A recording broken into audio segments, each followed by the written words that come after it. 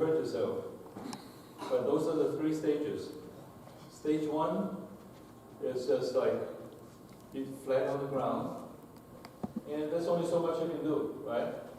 Stage 2, tiptoe, on board, okay?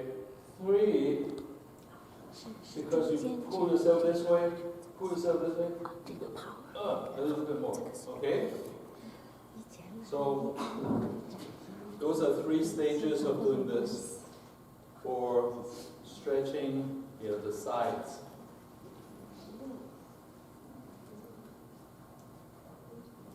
Okay, let me pause a minute. During the break, some of you wanted to, hey, give me the poster for series number 5.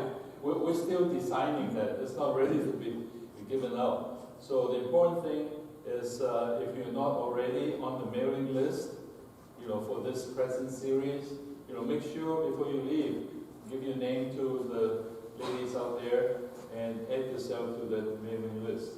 And once you're on that list, you'll continue to get notifications and reminders too. Okay, so as each one comes once a month, you get reminded. Oh, it's in 3 days. Okay, but you get a poster by email showing all the dates, so you can save the dates. And the 2 series are overlapping, by the way. Okay, so like the month of April and May, that's both this one, Tuesdays, and the other one is like Saturday, different times. Because, people say, oh, I can't come, at night, I can't drive at night, or, well, I can't come, because I have to work, I'm not retired. So we try to switch the times a little bit. Okay, now this is even more demanding, okay? So maybe you don't want to do this, you want to do this, it's up to you, okay? So this is, when it's done like this, see his hand is touching the foot, okay? And you don't have to do that. You can touch your knee, okay, or you can touch your thigh, okay? In other words, this stretch, okay, the way he's doing it, that's his right foot, left hand, okay? So, if you cannot touch, touch the knee or here, okay? You see? It's the opposite hand, okay? So, he's like touching the tip of the shoe. Well, don't try that. Just touch the knee or here, okay? But the idea is that you can go even lower. And so the difference here between this one and this one is more of a twisting. Okay? This one is straight, okay? Straight, stretching. This one is only rotating. So, this one is like rotating and stretching, and then this one is even more, more stretch, a little bit less rotating. So, just be careful, okay? So the hand, opposite hand touching the opposite side. So breathe in and breathe out.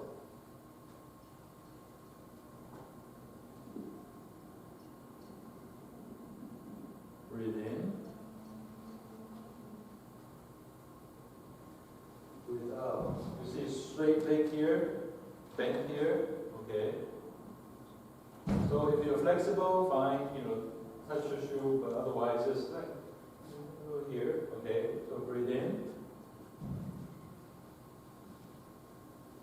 Breathe out. Then you can do the other side, breathe in. And now this side. Breathe out. Breathe in.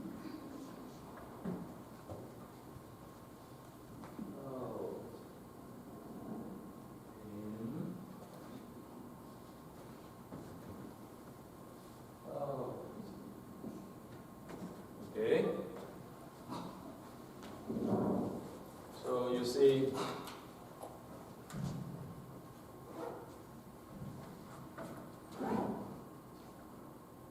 left hand, right foot, like here.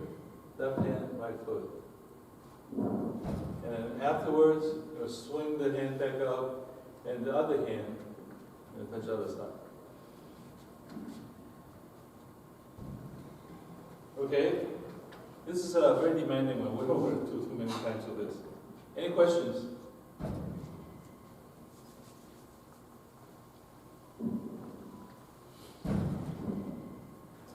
Okay. Loosen up your hip joint. You know, the hip joint between the leg and the hip bone, okay? It's a ball and socket joint like this, okay? So, unlike here, you know, you can only go like this. This one, you can go like this. When we say open up, be able to go in a wider arc. Why do we put so much emphasis in terms of loosening up the hip joint? Because loose hip joints are insurance against knee injuries. How so? So if I'm in a bow and arrow stance like this, okay, facing this side, okay, and then in an exercise that calls for like turning this way, if my joint is fixed, in order to turn, I start turning my knee, you see? I turn my knee like this. This is really bad, okay? Really bad for the knee. I should never do that, okay? So instead, if my hip joint is loose, I could open this up a little bit, and I could turn without turning the knee.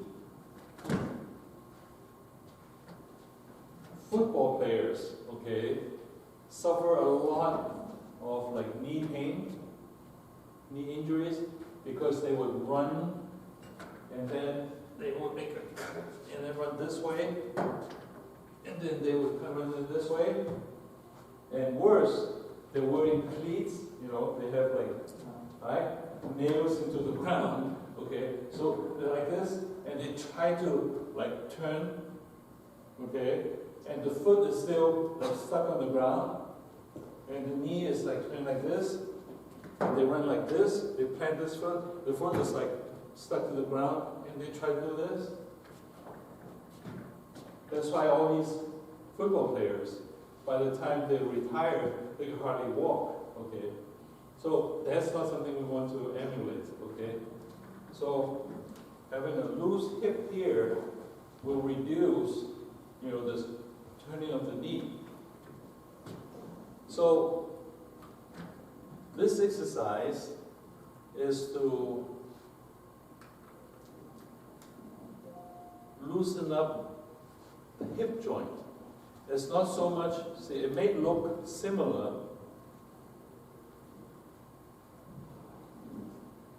to this. This one is swinging the hip, but the joint is not really loosening it up. But this one requires opening up the hip joint. So it's a rather simple one. So forget the hands. The hands just like this, okay? So his left foot is firmly planted. This one is like this, okay? And he's just turning and opening up this, like this, okay? So actually, before we do that, we should warm up that joint a little bit, okay? So let's just do this, okay? Put your arms, on your lower back, and just do this, right? Then you're kind of warming up that joint. You see it here? Yeah, here, right? Loosening up that joint, and then reverse.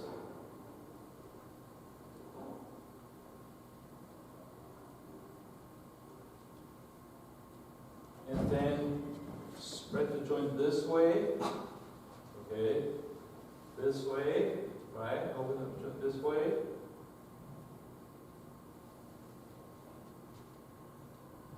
And then this way, this side, right?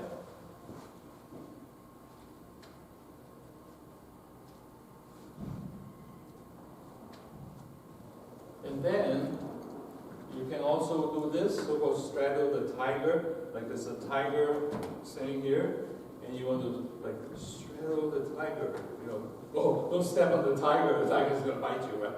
No. So lift the knee up, the tiger is here. So that's another way to open up that joint, right? So here, kind of like this, and open up the joint. Kai Kwa. Kai means open, Kwa is the hip joint.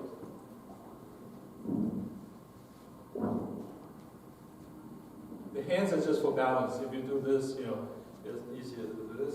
So you can feel it here, okay? Not so much the waist. Feel it here. If you're just staying like this, you're repeating some of the other exercises. So, like, you know, like this. Open up. And then the other side.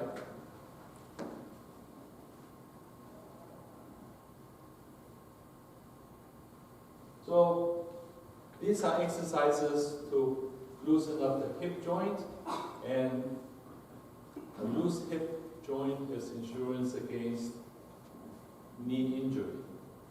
But there's something else. There's an exhibit in major cities like Las Vegas. I don't know, at one point it was in LA. Certainly I saw it in New York. It's called The Body. Okay, they show cadavers completely, like, you know, dissected out, so there's no skin. And these are real people, okay, or dead people. And you can see the muscles, you can see the blood vessels. How many have you seen The Body?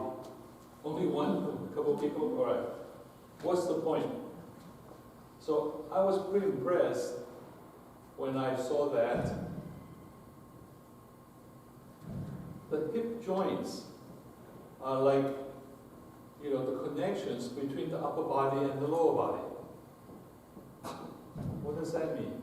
That means that blood vessels, lymphatic ducts, you know, nerves, they all go through this point. This is like the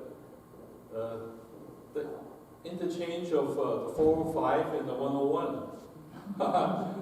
You know, that is one of the most busy interchange in the whole United States. You know, 405 as you drive north, after you pass UCLA, right? And then you go into the valley, and then 101 goes one side to Santa Barbara, and this side back to LA. That intersection, that's this intersection. All these, you know, things that I just mentioned have to go through here. So if it's nice and loose, it's great.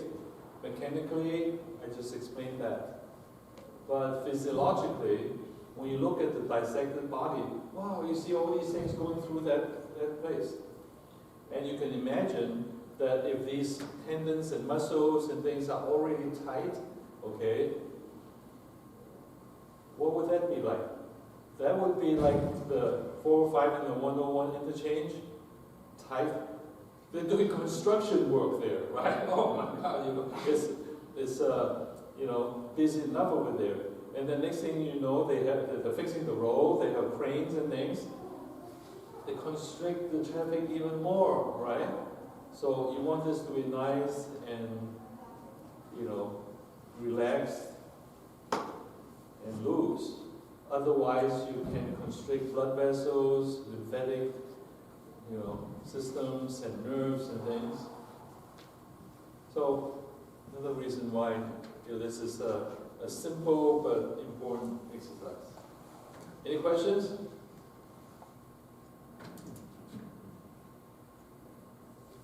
Next. Now, so 3 seemingly unrelated problems.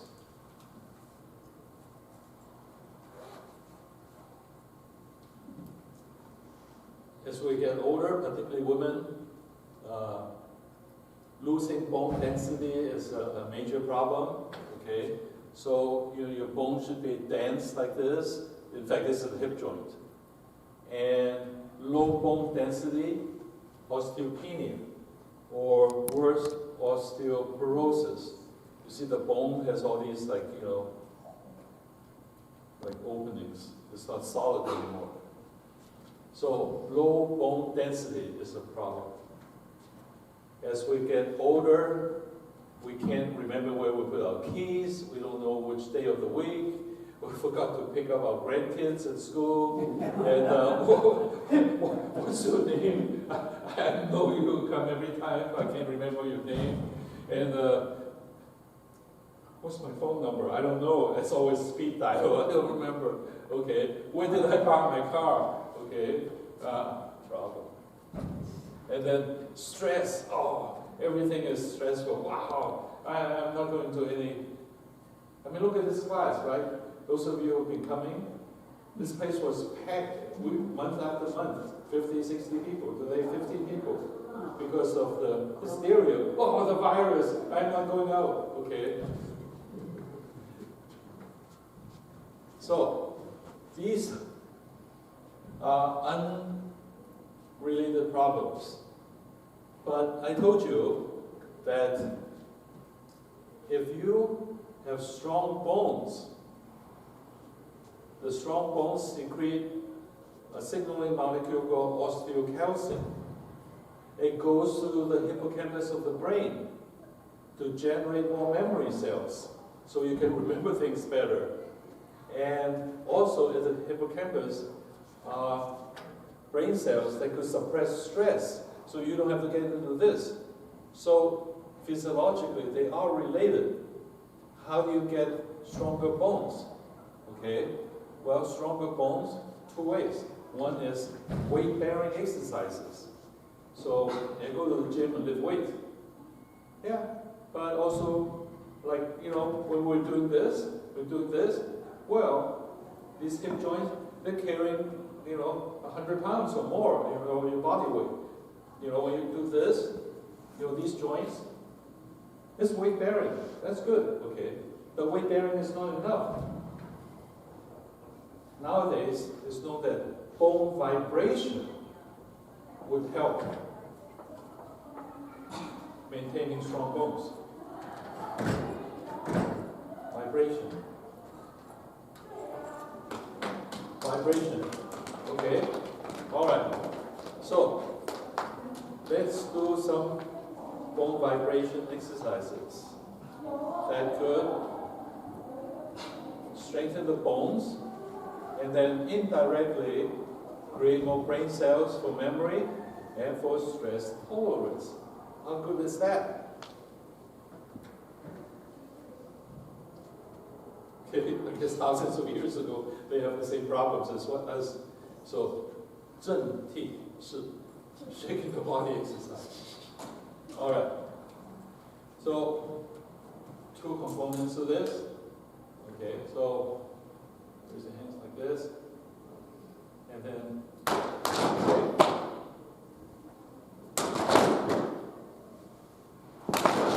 All right. So when you do that, you're vibrating here as well. Okay.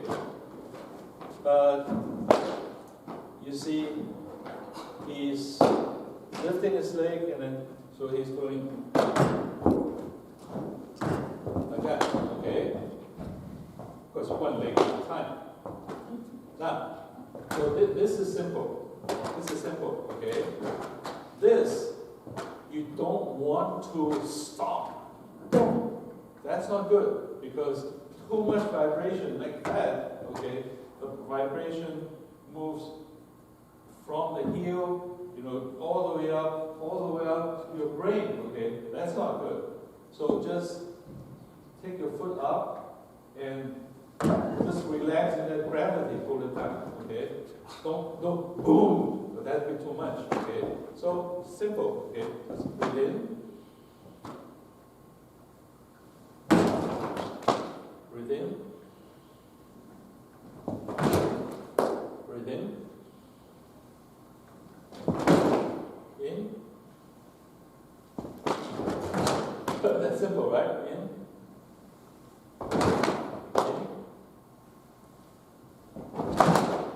In. In.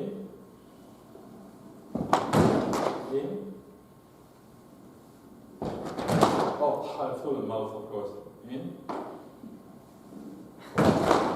In. Okay, you get the point, right?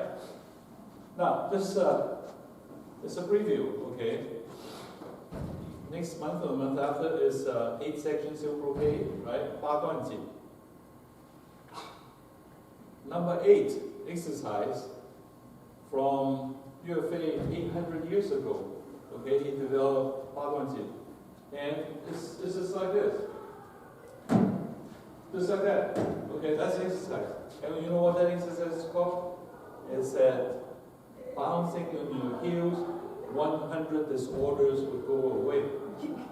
They knew that already. I mean, now we need papers to show why. Look, I mean, if you have strong bones, you have good memory, you can tolerate stress. Why did UFA develop that for his soldiers? These are his fighting troops, right? You need strong bones, you don't break your arm, okay? And you have